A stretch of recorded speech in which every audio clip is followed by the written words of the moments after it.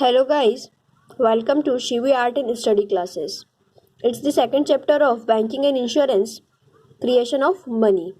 So in this chapter we will try to cover how bank create money, bank कैसे money को create करती है, कैसे उसका मैकेनिज्म करती है और जब भी बैंक मनी को क्रिएट करती है तो क्या क्या लिमिटेशंस उसको फेस करनी पड़ती है.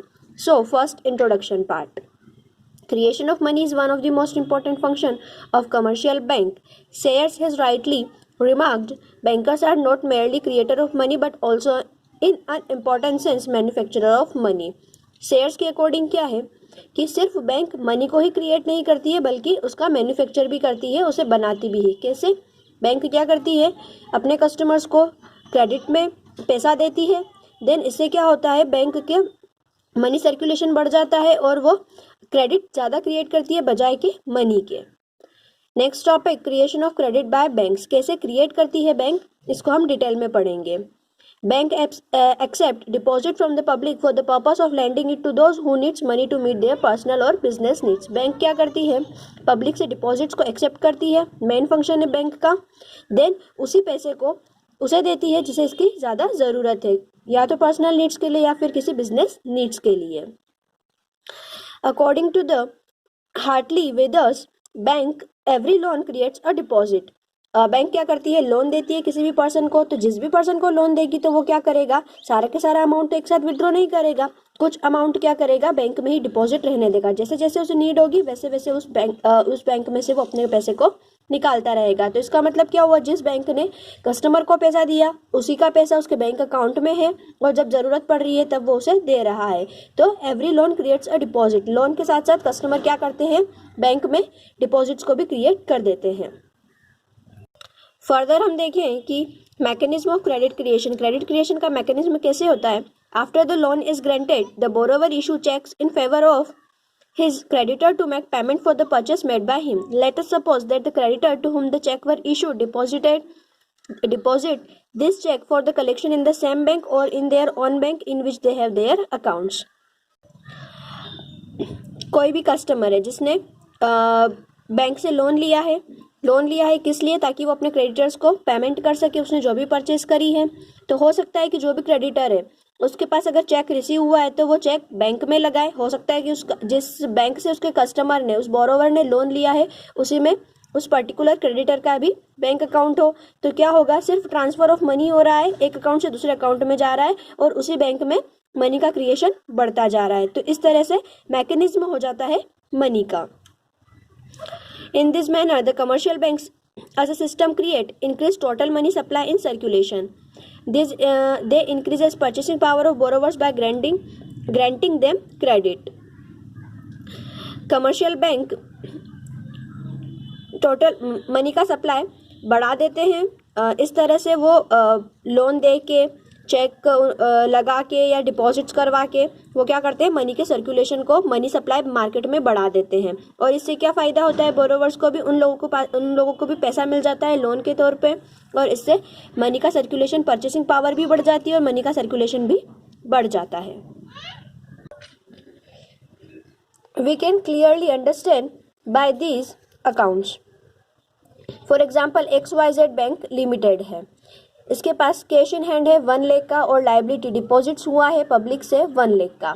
अब ये क्या कर रही है, ये लोन देना चाहती है, सर्कुलेशन बढ़ाना चाहती है मनी का, क्रिएशन करना चाहती है मनी का. तो क्या करेगा कि 10% अपने पास रिजर्व रख लेगा, देन बाकी का जो बचा हुआ 90% है उसको सर्कुलेशन में लगा देगा. नेक्स्ट में देखें हम तो कैश इन हैंड कितना है 1 लाख, उसमें से क्या किया इसने 10,000 तो रिजर्व में रख लिया. देन बचा हुआ 90,000 था उसने लोन एंड एडवांसेस में दे दिया, मतलब कि बोरोवर्स को लोन दे दिया.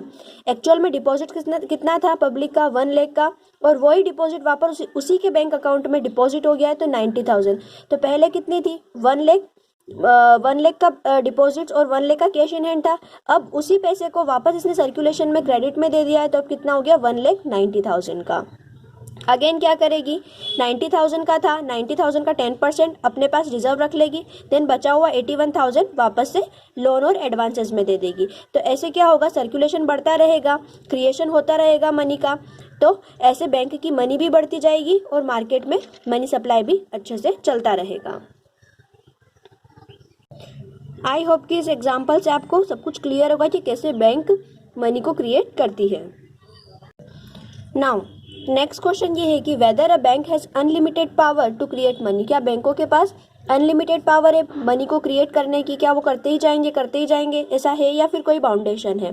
तो आंसर है नो। ये बिल्कुल सही नहीं है कि bank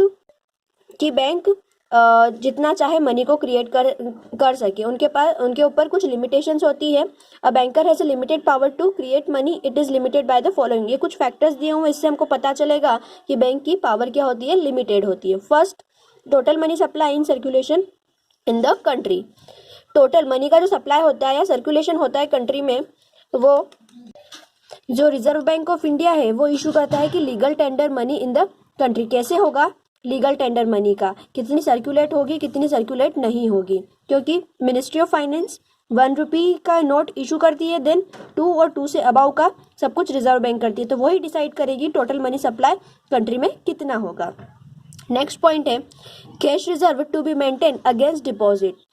every bank is required to maintain a cash reserve to honour its obligation to repay the deposits of its customer.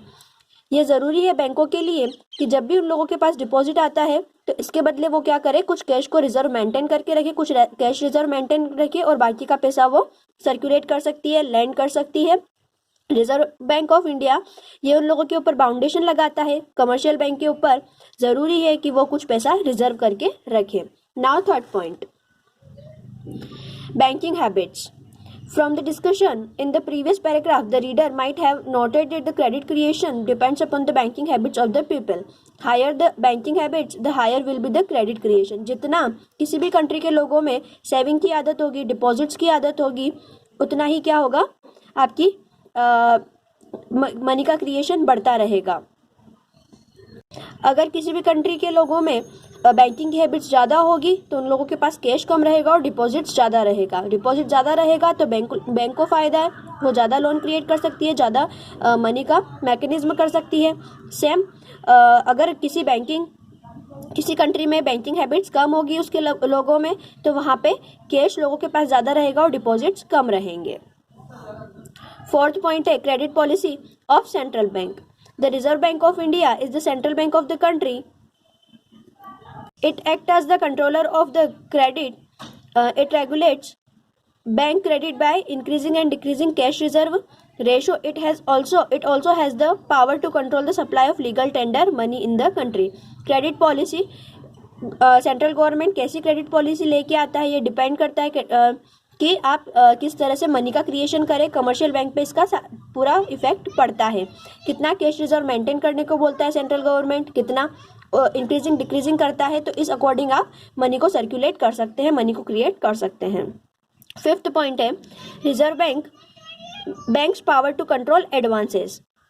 In case the reserve bank is satisfied that it is necessary in public interest or depositors interest or banking policy, it can give journal or special direction to the banking company in respect of the following. First, a purpose for which advance may or may not be made. Advances होते हैं उनको भी control करने की power किसके पास होती है, reserve bank के पास। वही डिसाइड करेगा कि किस पर्पस के लिए एडवांसेस क्रिएट किए जाए ना किए जाए, कितना मार्जिन क्रिएट किए जाए, कितना सेक्योर्ड एडवांसेस के लिए मार्जिन को रखा जाए, ये सब कुछ कौन डिसाइड करेगा, रिजर्व बैंक। देन नेक्स्ट है business conditions. Credit creation is largely depend upon business condition prevailing in the country. In a boom period there will be more business activities, consequently there will be more demand for loans and advances. On the contrary, during depression period there will be a fall in economic activity resulting in a lower demand for funds from trade and industry, hence bank will be forced to create less credit. एक country की business conditions कैसी है, अगर वहाँ का business बहुत अच्छा चल रहा है, बूम पीरियड चल रहा है, सब कुछ अच्छा चल रहा है, तो क्या होगा, लोन की वहाँ के लोगों को पैसे की ज़्यादा ज़रूरत पड़ेगी तो वो लोन ज़्यादा लेंगे। वैसे ही अब जस्ट अपोजिट है कि अगर इकोनॉमिक कंडीशन किसी कंट्री की अच्छी नहीं है, इकोनॉमिक एक्टिविटी फॉल हो रही है, तो वहाँ के लोगों में फंड्स की डिमांड भी कम होगी और इसका इफेक्ट पड़ेगा कि वहाँ के लोग क्रेडिट को भी कम यूज़ करेंगे। आई होप ये वाला चैप्टर क्लियर होगा। इस वाले चैप्टर में इतना ही था। Thank you so much.